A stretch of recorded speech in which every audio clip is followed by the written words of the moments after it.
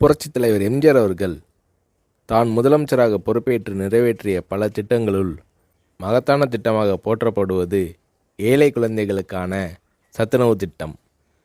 எம்ஜிஆர் அவர்கள் தன் இளமை காலத்தில் வறுமையின் கொடுமையை அறிந்திருந்தார். எனவே தான் முதலமைச்சரான பின் பள்ளி குழந்தைகளின் ஆரோக்கியத்தை பற்றி எம்ஜிஆர் அவர்கள் பெரிதும் அக்கறை காட்டினார். பள்ளிகளில் படிக்கும் ஏழை குழந்தைகள் பலர் சத்தான உணவு இன்றி மெலிந்தும் நோய்வாய்ப்பட்டும் இருப்பதைக் கண்டு மனம் வருந்தினார் எம்ஜிஆர்.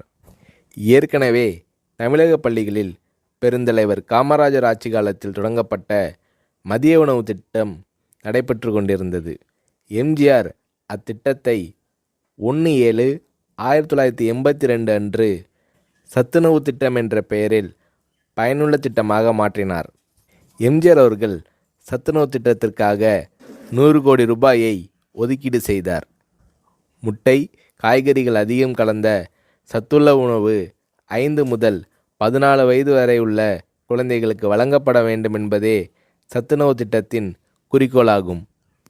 இந்திய பொருளாதார முன்னேற்றம், தொழில் முன்னேற்றம் என்பதை விட இன்றைய குழந்தைகளின் பசியும் ஆரோக்கியமும் அவசியம் என்பதை உணர்ந்தே சத்துணவு திட்டத்தை நான் அறிமுகப்படுத்தினேன் என்று சத்துணவு திட்டம் பற்றி எளிமையாக விளக்கமளித்தார் எம்ஜிஆர்.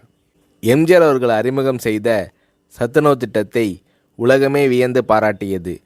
மேலை நாட்டு தலைவர்கள் மற்றும் மக்கள் தொண்டு அமைப்புகளும் இத்திட்டத்தால் ஈர்க்கப்பட்டனர்.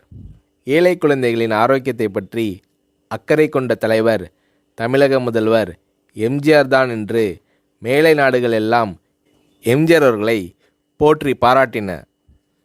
எம்ஜிஆர் அவர்கள் தான் முதலமைச்சராக பதவி வகித்த போது தீட்டிய நல்ல பல திட்டங்களால் எம்ஜிஆர் அவர்களை புரட்சித் தலைவர் என்று மக்கள் பாராட்டத் தொடங்கினர்.